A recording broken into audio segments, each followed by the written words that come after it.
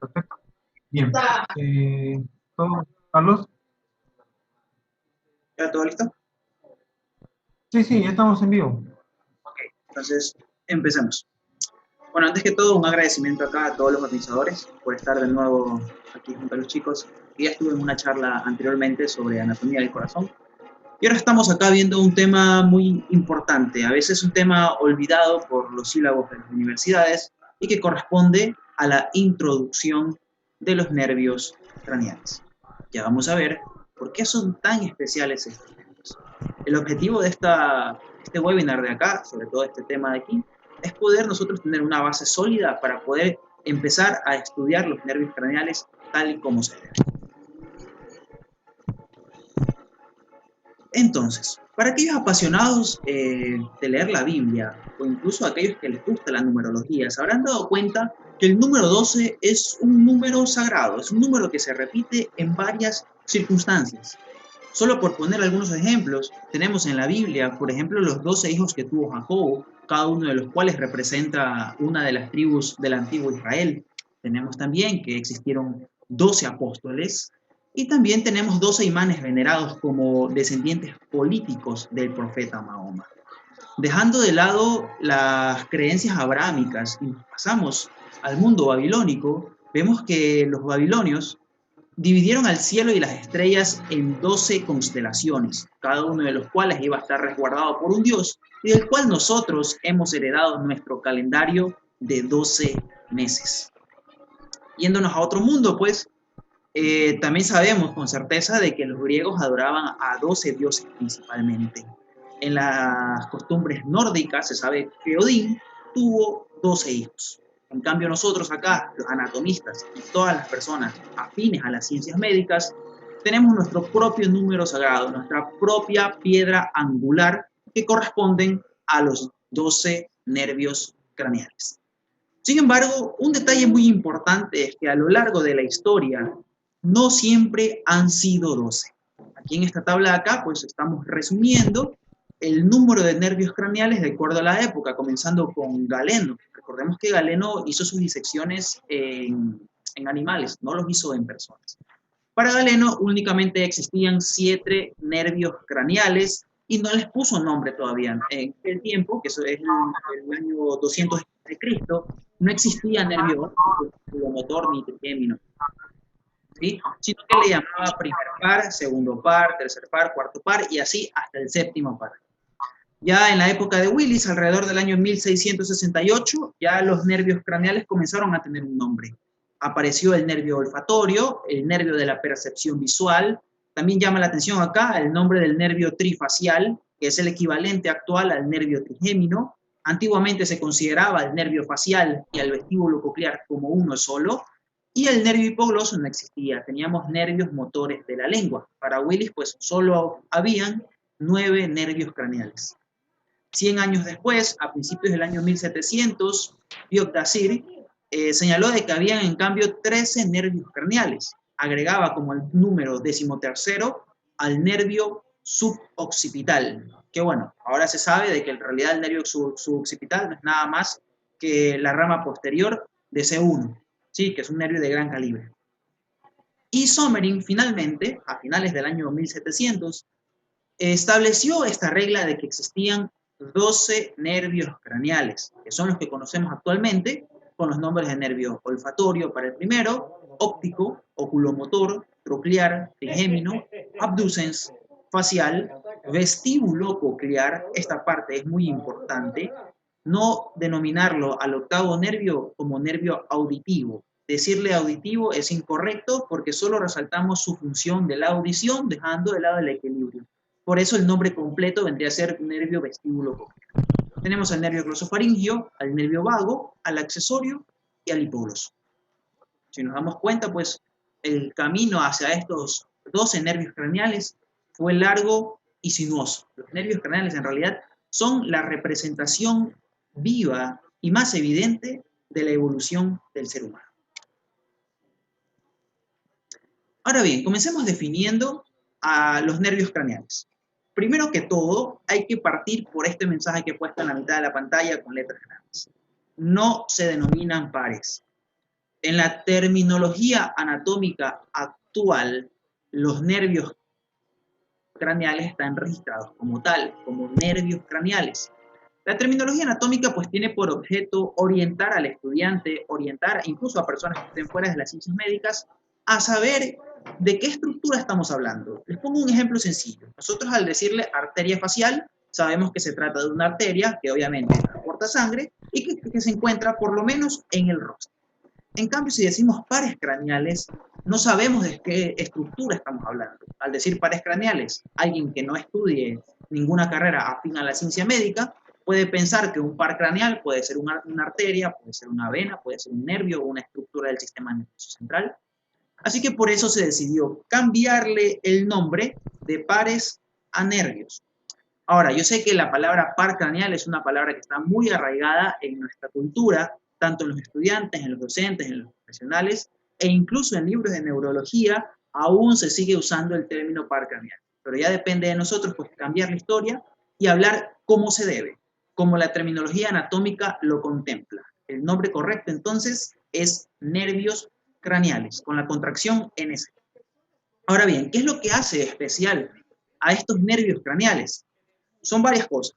Primero que los nervios craneales son nervios espinales modificados, que toman su nombre de craneal porque se encuentran naciendo a lo largo del sistema nervioso central. En su mayoría nacen del tronco encefálico, exceptuando pues el primer y segundo nervio craneal, el olfatorio y el óptico, que en realidad son prolongaciones del telencéfalo y del diencéfalo.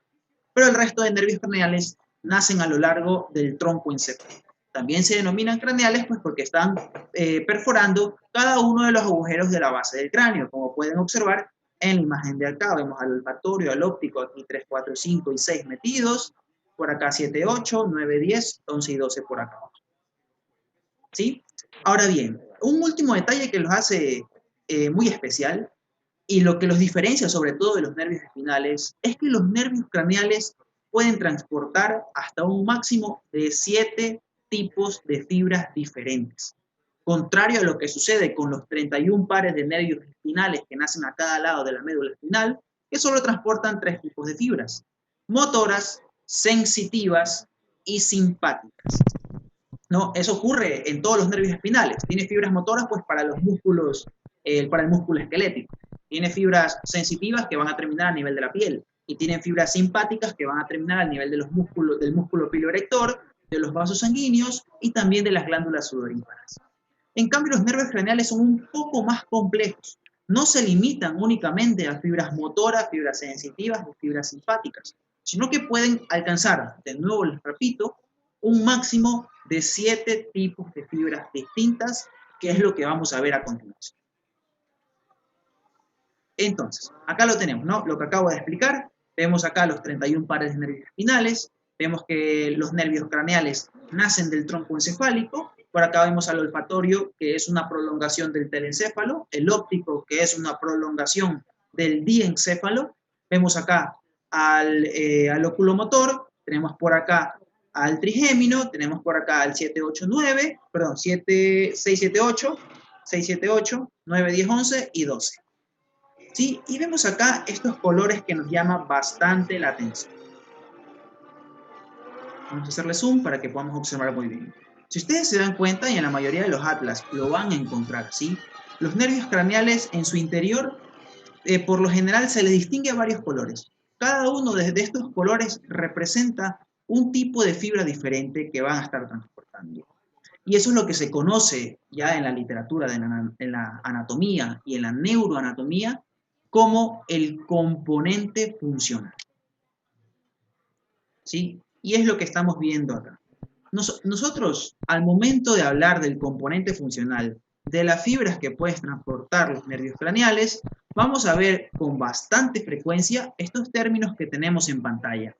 La palabra aferente y eferente, la palabra visceral y somático, y la palabra especial y general.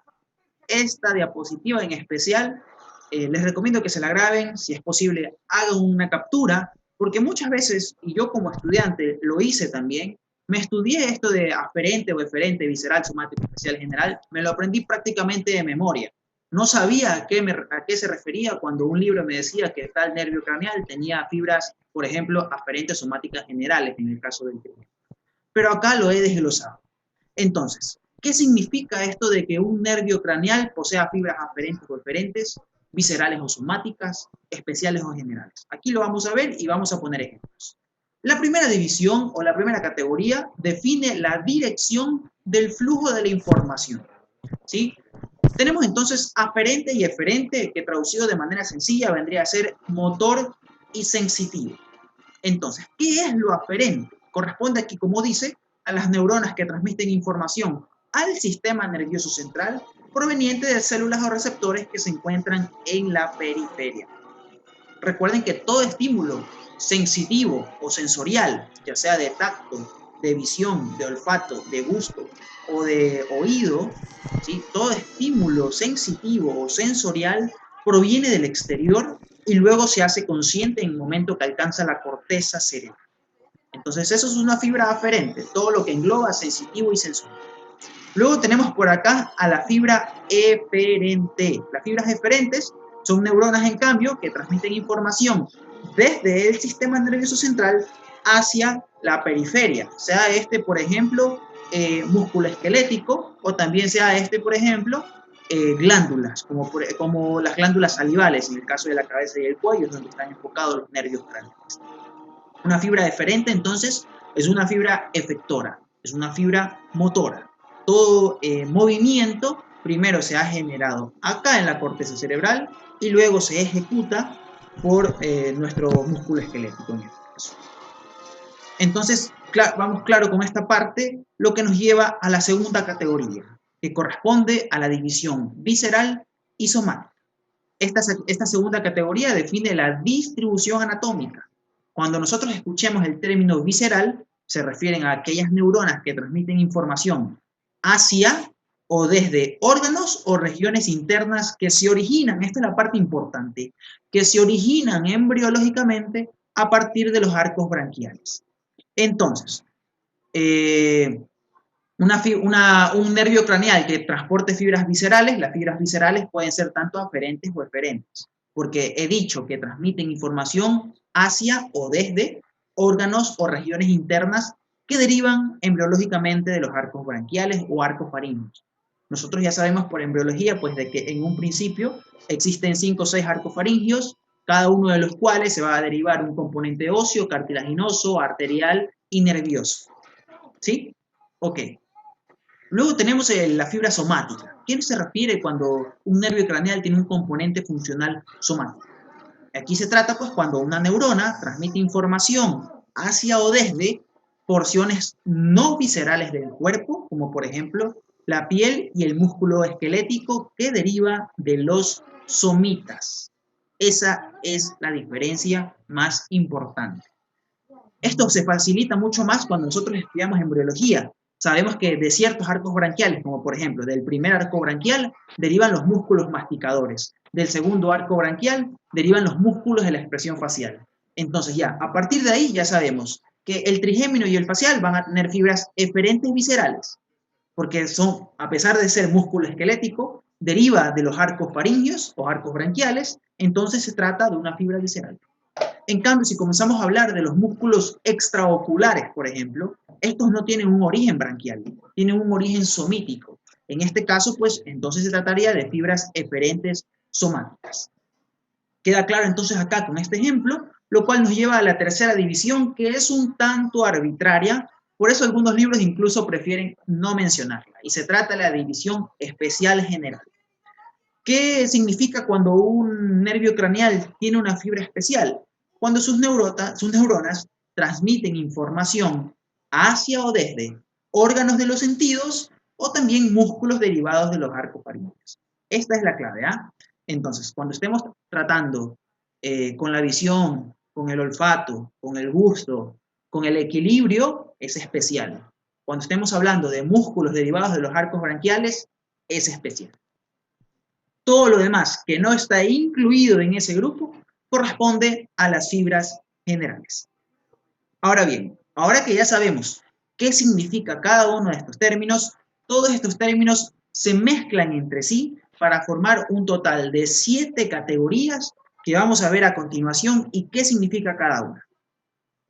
Partiendo, vamos primero con las fibras aferentes. Existen 4 tipos de aferencias y 3 tipos de eferencias. La primera aferencia, y la más fácil de aprendernos, es la fibra aferente somática general. Si es somática, ya sabemos que va a piel y mucosas, sabemos que deriva de los somitas y también sabemos que no pertenece a ningún grupo especial. Y como es aferente, es sensitivo. Entonces, ¿qué nos dice acá? Que las fibras aferentes somáticas generales son aquellas fibras sensoriales que perciben el tacto, el dolor, la temperatura, las vibraciones, el tacto epicrítico propioceptivo desde la piel y las mucosas. Como por ejemplo, pues aquí he puesto el territorio de inervación de varios nervios craneales. A este nivel se concentra el trigémino, el facial, el glosofaringio y algunos ramos del plexo cervical superficial que tienen únicamente por función el tacto. Y si yo me topo el pabellón auricular o la oreja, estoy sintiendo ese tacto mediante los nervios que acabo de mencionar. Acá también tenemos una división muy característica del trigémino. El trigémino es el nervio con fibras aferentes somáticas generales por excelencia. Es el nervio craneal con este tipo de fibras por excelencia. Y vemos que se distribuye por la piel. ¿Sí? Esas entonces son fibras aferentes somáticas generales y esa es su función. Vamos ahora al siguiente. Tenemos fibras aferentes somáticas especiales. Como es aferente, ya sabemos que es sensitivo o sensorial.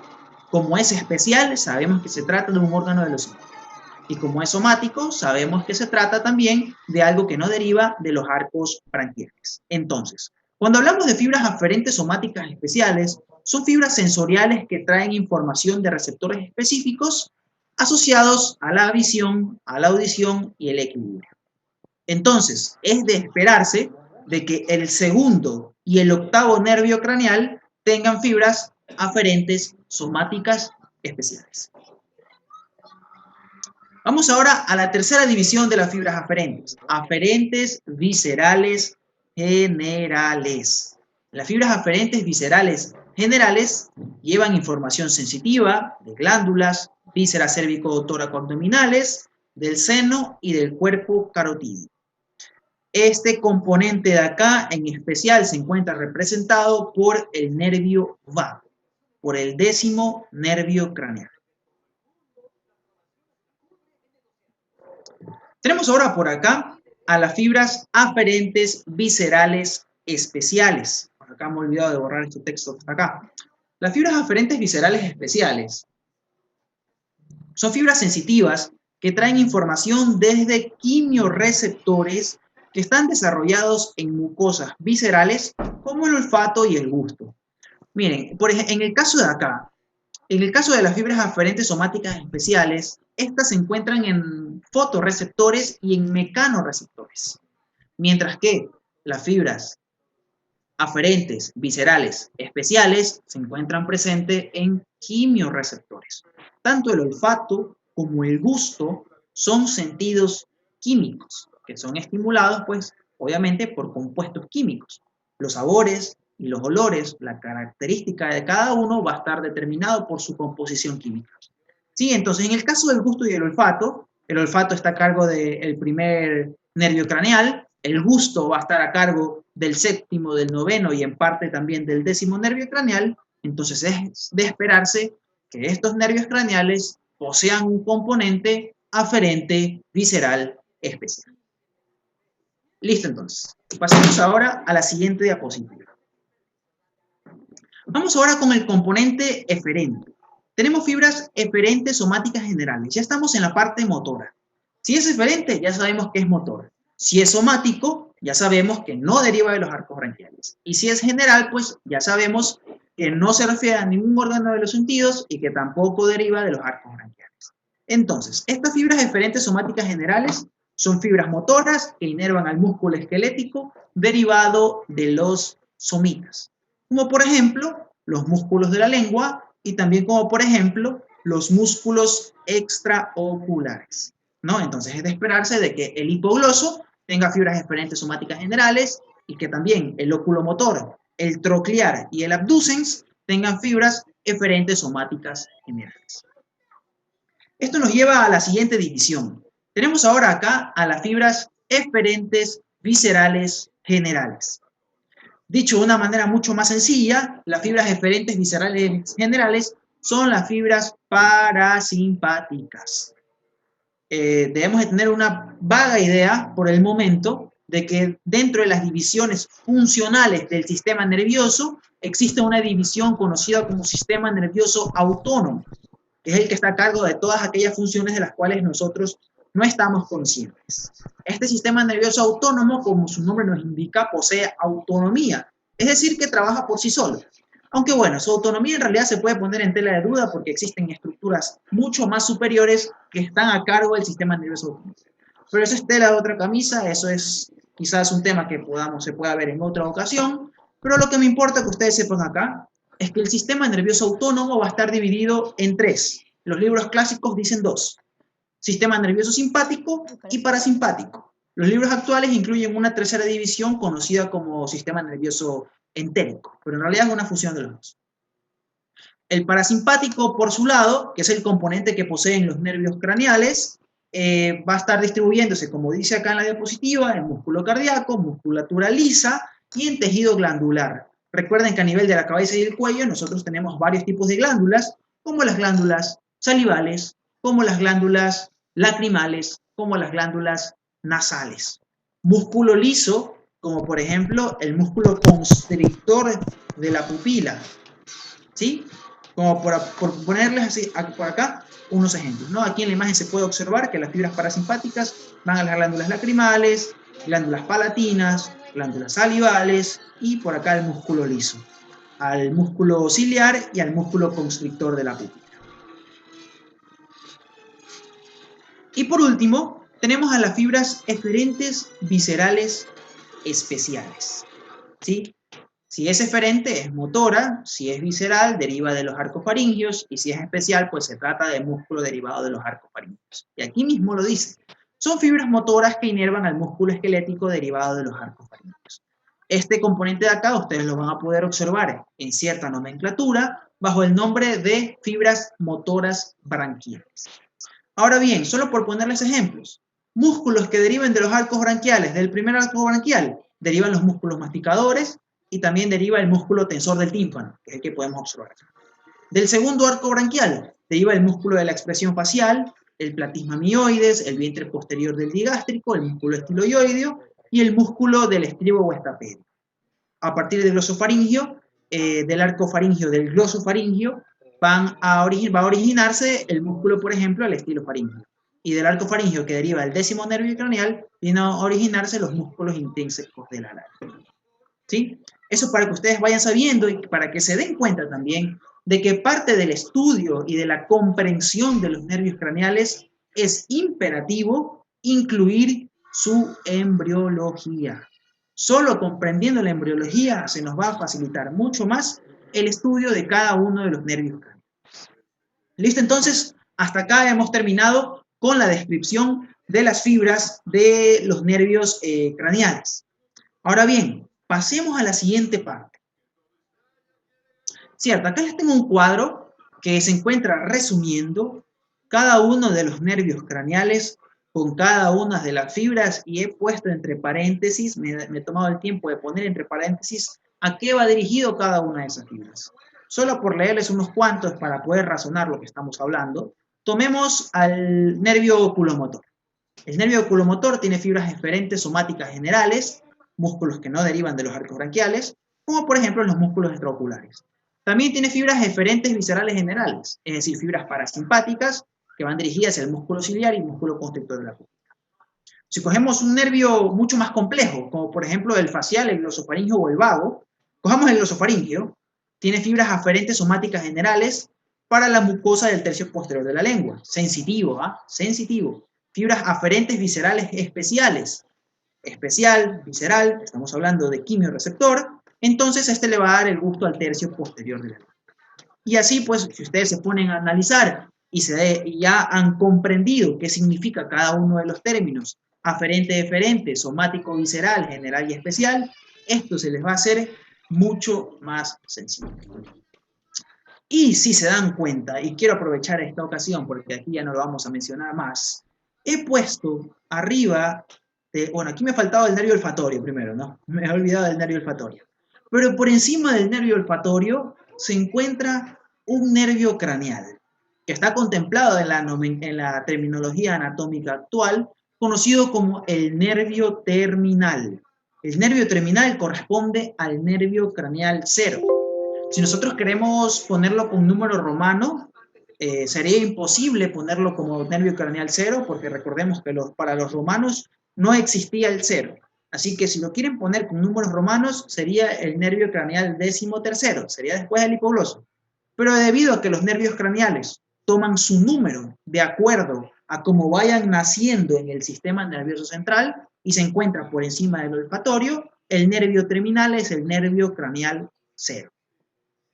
Este nervio craneal de acá no tiene un tipo de fibras específico. De hecho, los últimos estudios que se han realizado nos indican de que este nervio terminal está implicado en la migración de células gonadotrópicas del eje hipotálamo gonadótropo, ¿sí? Y que la hipoplasia o la agenesia del nervio terminal nos produce una enfermedad conocida como síndrome de Kallmann. Y hasta aquí nomás vamos a avanzar con ese tema, no vamos a profundizar más. Y espero que les haya puesto esa pequeña semilla para que vayan a buscar, vayan a investigar, vayan a leer qué es esto del síndrome de Kallmann y cuál es la verdadera función del nervio terminal. Que bueno, este nervio terminal se encuentra desarrollado sobre todo en el feto, está atrofiado posterior al nacimiento, y también se encuentra desarrollado en animales, en donde el olfato también posee una función de regular el comportamiento sexual de los animales mediante la percepción de las feromonas. Listo, entonces acá hemos terminado de estudiar la parte del componente funcional y vamos a pasar a la siguiente diapositiva.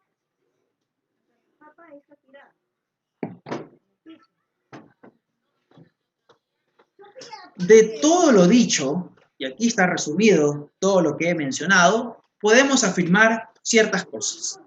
Primero, que el nervio olfatorio, que el nervio óptico y que el nervio vestíbulo coclear son nervios sensoriales puros. Lo segundo, podemos afirmar de que el nervio oculomotor, el troclear, el abducens, el hipogloso y el accesorio son nervios motores puros. Ahí lo tienen, ¿no? Tienen al oculomotor, tienen al troclear, al abducens, al accesorio y al hipogloso. Son nervios motores puros.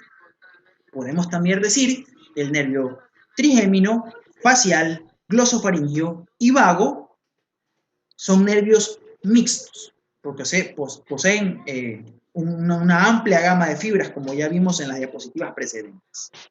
Y aquí viene un detalle muy importante, y esto es lo que a veces suelen tomar en las lecciones. ¿Cuáles son los nervios craneales que transportan fibras parasimpáticas? Esto es muy importante, ¿ah? Los nervios craneales que transportan fibras parasimpáticas propias son el oculomotor, el facial, el glosofaringio y el nervio vago. Estos son los nervios craneales que poseen a nivel central núcleos parasimpáticos, del cual van a nacer fibras parasimpáticas y que van a estar dirigidas hacia el músculo liso y hacia las glándulas, por ejemplo, como la saliva. Ahora bien, aquí viene un detalle muy importante. Cuando nosotros comenzamos a estudiar trigémino, vemos que también dentro de su trayecto el trigémino posee fibras parasimpáticas. Sin embargo, ¿qué es lo especial del trigémino? El trigémino en realidad es un nervio muy especial y a mi propia concepción es el eje de todos los nervios craneales, por dos razones y esta es la primera. Porque los nervios craneales 3, 7, 9, 10, que son los que poseen fibras parasimpáticas, le entregan al trigémino sus fibras parasimpáticas para poder llegar a sus órganos diana, al órgano al que vayan dirigidos. Es decir, que ni el facial, ni el glosofaringio, el vago no va incluido acá con trigémino. El vago sí tiene fibras parasimpáticas, pero el vago no le cede sus fibras parasimpáticas al trigémino, ¿no? Mucho ojo con ese detalle. El oculomotor, el facial y el glosofaringio le ceden al trigémino sus fibras parasimpáticas para que éste las lleve hacia el órgano al que vayan dirigidos, ¿sí? Eso es lo importante acá y esa es la primera razón por la cual yo pienso que el trigémino es el eje de todos los nervios craneales. La segunda razón es mucho más importante. Y quizás a más de uno les haga preguntarse si en realidad la denominación de motor puro es correcta al momento de referirnos a los nervios craneales 3, 4, 6, 11 y 12.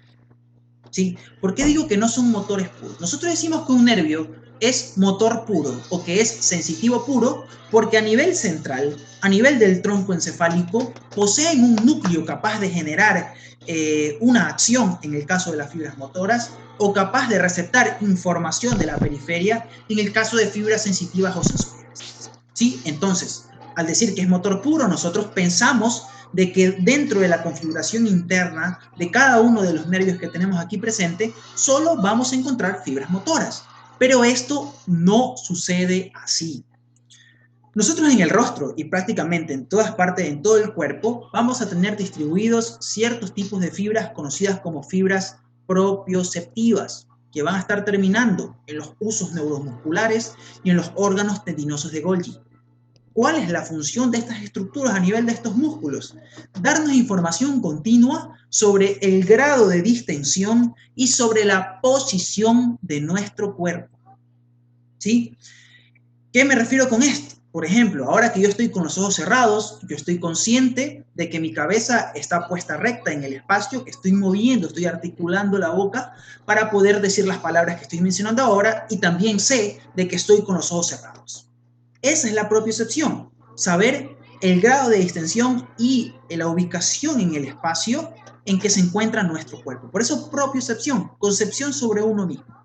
Estas fibras propioceptivas que se encuentran en todos los músculos del cuerpo, que se encuentran en los músculos de la expresión facial, que se encuentran en los músculos extraoculares, que se encuentran en los músculos de la lengua, estas fibras propioceptivas viajan por estos nervios, viaja por el oculomotor, viaja por el abducens, por el troclear, por el accesorio y por el hipogloso. Pero ¿qué sucede acá? Estos nervios no poseen a nivel central un núcleo sensitivo capaz de procesar toda esta información propioceptiva. Entonces, ¿qué es lo que hacen el resto de nervios craneales? Prácticamente todos los nervios craneales en algún punto de su trayecto se encuentran con el trigémino. Por eso en la literatura clásica nosotros vamos a poder encontrar que existen ramos comunicantes. El trigémino tiene ramos comunicantes para el facial, para el esofaringio, para el vago. El oculomotor, el troclear y el abducens tienen comunicaciones con el trigémino dentro del seno cavernoso, por ejemplo, y el resto de nervios se encuentran con el trigémino en alguna parte de su trayecto periférico. ¿Sí? Entonces, todos esos ramos comunicantes tienen por función cederle al trigémino esas fibras propioceptivas que han recogido de los músculos por los cuales se van a estar distribuyendo, y el trigémino en este caso sí tiene un núcleo capaz de procesar esta información propioceptiva, y estamos hablando pues del núcleo mesencefálico. ¿Sí? Esto es un tema pues que pueden ampliar cuando estén estudiando trigémino, pero es un detalle muy importante que debemos tener en cuenta cuando estamos estudiando la introducción. Y por eso pues he puesto esta frase de acá que dice: el núcleo mesencefálico es el destino. Todas las fibras propioceptivas del rostro van a ser recogidas por el trigémino y van a estar dirigidas hacia el núcleo mesencefálico del mismo, que se encuentra en el tronco encefálico.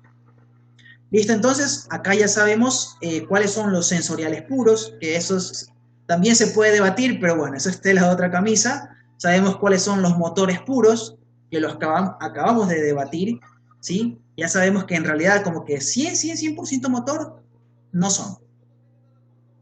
Tenemos a los nervios mixtos, sabemos cuáles poseen fibras parasimpáticas y sabemos que el trigémino posee fibras parasimpáticas, pero no son de él, sino que han sido fibras cedidas por otros nervios craneales. Listo, entonces acá. Vamos ahora a pasar con la terminología, que ya es la recta final, para poder comprender esta introducción. Hay términos que debemos de aclarar y cosas que debemos mencionar. Primero, ¿cuál es la diferencia entre ganglio y núcleo? ¿Y cuál es la diferencia entre origen real y la emergencia u origen aparente?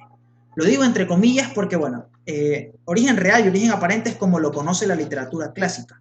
Actualmente se utiliza la denominación de origen y emergencia. Entonces, empecemos. Vamos con origen y emergencia. Cuando nosotros hablamos de origen, nos referimos a los núcleos de cada uno de los nervios craneales que se encuentran en el interior del tronco encefálico. ¿Sí? Eso es origen. Origen es configuración interna. En macroscopía, en anatomía macroscópica, no se puede observar el origen real. ¿Sí? No se lo puede observar. Sin embargo, si estudiamos ya configuración interna, si existe algún tipo de corte con tinción, ahí sí se puede observar cada uno de los núcleos de los nervios craneales. Eso me refiero con origen. Ya vamos a ver más adelante qué es un núcleo. Ahora, cuando hablamos de emergencia, con emergencia, por si acaso, no me refiero a este cuadro o a este accidente que puede poner en peligro la vida del paciente. No, de ese tipo de emergencia no estoy hablando.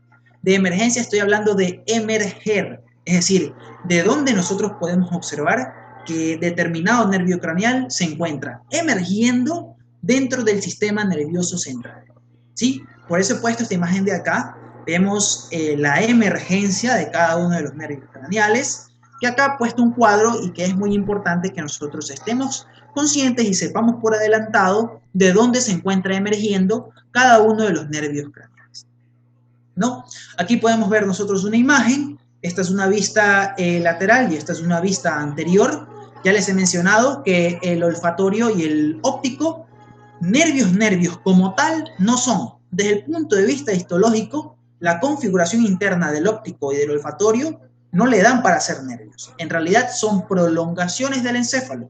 Y siendo mucho más específicos, el olfatorio es una prolongación del telencéfalo y el óptico es una prolongación del diencéfalo. De ahí en adelante, pues tenemos el resto de nervios craneales. El oculomotor nace de la fosa interpeduncular.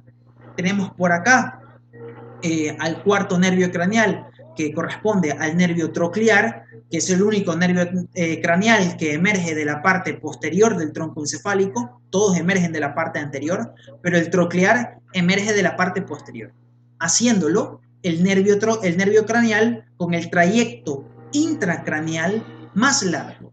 Y también es el nervio craneal más fino con el menor número de axones. Esos son datos curiosos que tienen sobre este nervio de acá.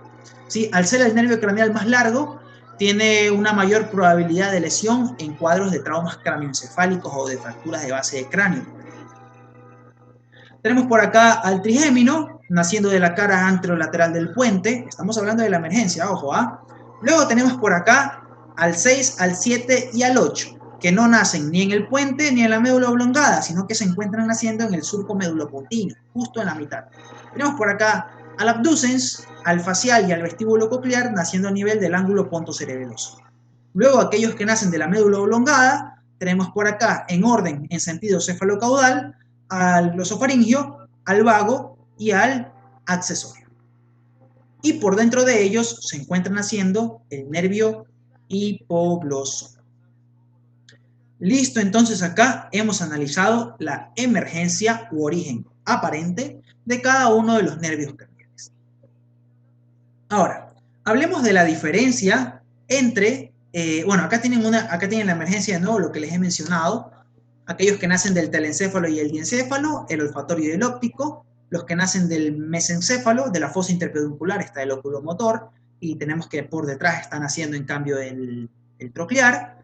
Aquellos que nacen del puente tenemos al trigémino, y bueno, esto ya les he mencionado. Este cuadro simplemente se los he puesto para que lo tengan en cuenta. Es un cuadro que nos ayuda bastante a poder entender la emergencia y por qué agujero de la base del cráneo está perforando cada uno de los nervios.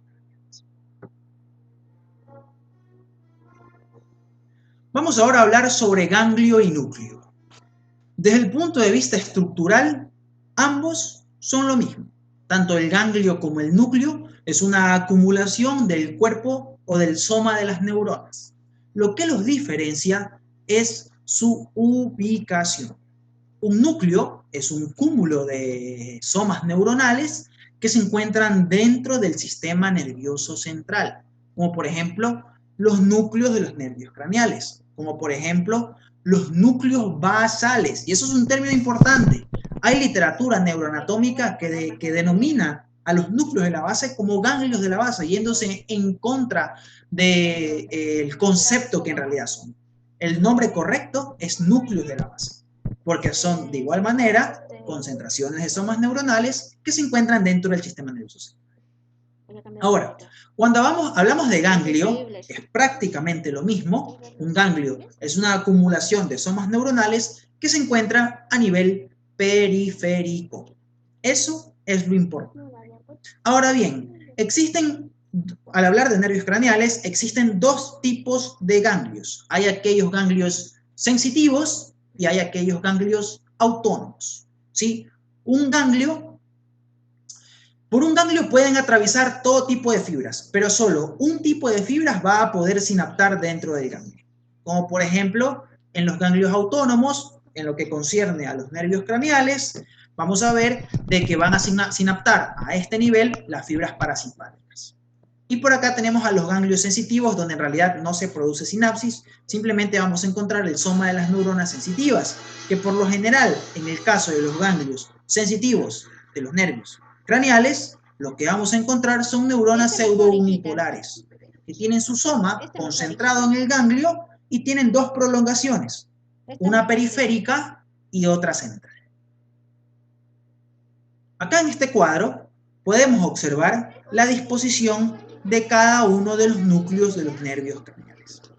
Más de una vez ustedes han de haber escuchado la frase "la naturaleza es sabia" al momento de estar estudiando morfología, y acá pues también ocurre lo mismo. La naturaleza siempre trata de proteger lo más importante dentro de nuestras estructuras. Tenemos el corazón y el cerebro protegido por cavidades óseas macizas como lo son el tórax y la cavidad craneal. Lo mismo sucede acá. También podemos ver que sucede esto con las venas y las arterias. Por lo general, no es por regla, pero por lo general las venas son más superficiales que las arterias. Las arterias se encuentran dispuestas en un plano mucho más profundo porque estas tienen la función de llevar la sangre cargada de oxígeno y nutrientes hacia los tejidos. De igual manera, acá sucede algo similar. Los núcleos de los nervios craneales se encuentran dispuestos de una manera muy particular. Aquellos núcleos motores, aquellos núcleos eferentes están situados más hacia la línea media, mientras que aquellos núcleos aferentes se encuentran situados más hacia la periferia. ¿Sí? Porque el cuerpo, pues, en el caso de que le toque sacrificar algo, sacrifica, por ejemplo, el tacto para dejar conservado el movimiento, que es mucho más importante para nuestra supervivencia. De esta manera, nosotros podemos observar que las fibras eferentes somáticas generales se encuentran justo, casi en la línea media. Luego tenemos un plano eferente visceral, las fibras eferentes viscerales especiales y las fibras eferentes viscerales generales. Luego tenemos un plano aferente, el aferente visceral de nuevo, aquí lo podemos observar, aferente visceral general, y luego viene el plano aferente visceral especial, aferente somático general y aferente somático especial. Toda esta disposición también tiene una explicación embriológica y un tanto genética. Dentro de la embriología de los nervios craneales, el romboencéfalo se encuentra dividido en varios segmentos, conocidos como rombómeros. Acá los podemos observar, ¿sí? Cada uno de estos rombómeros va a estar estimulado por un gen distinto. Y aquí los estamos observando en la tabla de abajo. Los genes OX. Estos genes OX son los que van a provocar esta disposición de los núcleos de los nervios craneales a lo largo del tronco encefálico. Y listo, chicos, pues hasta acá. No, falta un tema más. Me había olvidado esta diapositiva. Acá tenemos los ejemplos de ganglios dentro de los nervios craneales, ¿no? En el caso de los ganglios sensoriales, tenemos al ganglio de Gasser o ganglio de trigémino, que es del trigémino, ganglio geniculado, que se encuentra dentro del canal facial, del nervio facial, el ganglio coclear y el ganglio vestibular de Scarpa, que pertenecen al nervio vestíbulo coclear. Tenemos al ganglio de Ehrenreiter, que es el ganglio superior, y el ganglio de Anders o petroso o inferior del glosofaringio, ganglio yugular y nodoso del vago y el ganglio de la raíz dorsal de C1, C8. Estos son ganglios sensitivos. Mientras que ganglios autónomos podemos encontrar varios: ganglio ciliar, pteriopalatino, submandibular y óptico, que van a estar asociados al trigémino, y también tenemos ganglios simpáticos, que bueno, eso ya pertenece al al tronco simpático o a la cadena simpática parada. Listo, entonces acá chicos hemos terminado ya con esta pequeña introducción a los nervios craneales. Antes de terminar les quiero comentar sobre una pequeña publicación, un pequeño proyecto que estoy en este momento compartiendo en mis redes sociales, en Instagram. El proyecto se llama Geometría Humana. Es una recopilación de las figuras geométricas y de aquellos sitios topográficos de gran importancia en el cuerpo humano. Acá ustedes pueden observar, es una recopilación de 100 láminas con los límites, el contenido, en algunos casos la importancia quirúrgica y también con qué otros nombres podemos encontrar a ciertas zonas del cuerpo. ¿Sí? La publicación está hecha en mi perfil de Instagram y ahí están también los pasos que ustedes pueden realizar para poder adquirirla de manera gratuita. Listo, entonces. Esto ha sido todo. Espero que haya despejado sus dudas sobre este tema.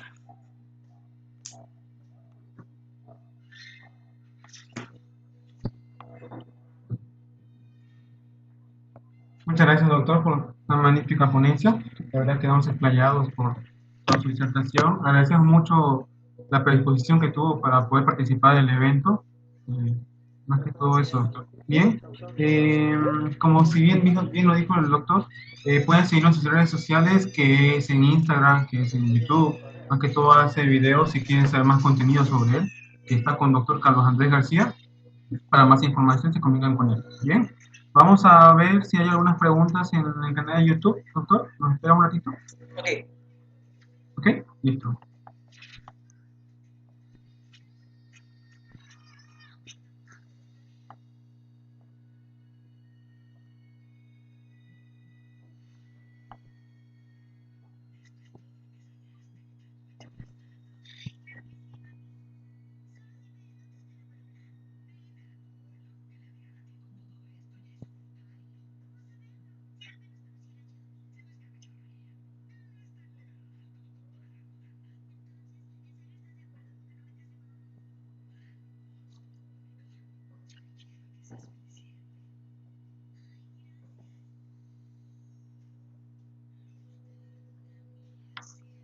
Doctor, no hay ninguna pregunta, así que, bueno, por eso vamos a dar finalización a la segunda ponencia, bueno, tercera ponencia del día 2 del webinar internacional Neurología de lo básico a lo clínico. Perfecto, doctor. Vamos a estar en contacto con usted para dar la certificación correspondiente. Listo. Bien, agradecemos la ponencia. Muchas gracias. No, doctor. Bueno, chicos, ahora sí, le vamos a explicar un poco sobre el tema de la del formulario que tienen que rellenar. Voy a compartirles pantalla en unos minutos para que puedan verlo. Bien. Acá. Y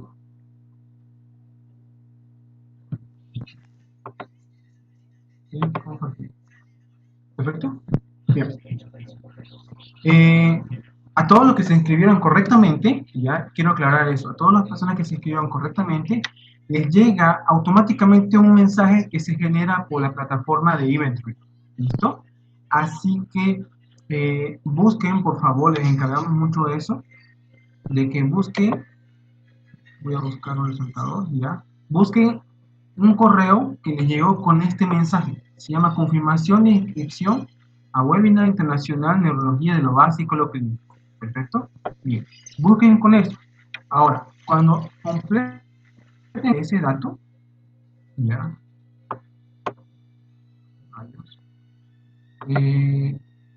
aquí como van a ver, les llegan los datos con los que ustedes se lograron registrar.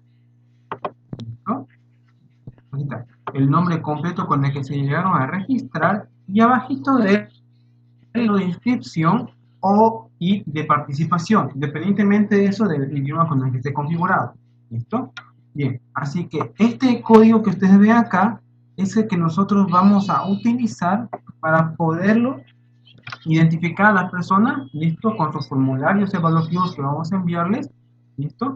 Así que por favor les pedimos que revisen ya y corroboren las veces que sea necesario con los formularios, porque una vez que ustedes lo envían no se puede volver a corregir, ¿listo? Así que por favor, vayan a sus correos, revísenlo, ¿ya? De todos modos, vamos a ver la manera en cómo poder agilizar esos códigos para que todos los puedan ver y buscar si en caso no nos pueden llegar a encontrar. ¿Listo? Bien, también hay que aclarar una cosa muy importante, es sobre los sorteos que nos han estado preguntando. ¿Listo? Los sorteos no tienen fecha establecida, por lo tanto va a ser de manera espontánea, ¿listo? Al finalizar una ponencia, ¿ya? Eso hay que aclarar muy bien. Al finalizar la ponencia, el sorteo va a ser de manera espontánea y solamente el número que salga rifado, ¿listo? Sorteado, y esté en el vivo del mismo sorteo, podrá ser acreedor del mismo premio, ¿listo? Así que eso hay que aclararlo muy importantemente, ¿listo? Bien, con esto vamos a dar finalidad a la segunda ponencia del día de hoy. En 5 minutos, ¿listo, chicos? Vamos a enviarle al canal de Telegram lo que es el formulario evaluativo correspondiente a la ponencia, ¿listo? Queremos agradecer a los doctores, eh, a Daniel Morán, que es representante del mundo atómico, ¿listo? Y al doctor Carlos Andrés García, que bien nos ha estado colaborando en varios seminarios y él siempre la está partiendo como siempre. Bien, chicos, con eso nos despedimos y finalizamos lo que es la transmisión. Hasta luego, chicos, nos vemos mañana con la ponencia del día del doctor Six, que es neurofisiología del dolor.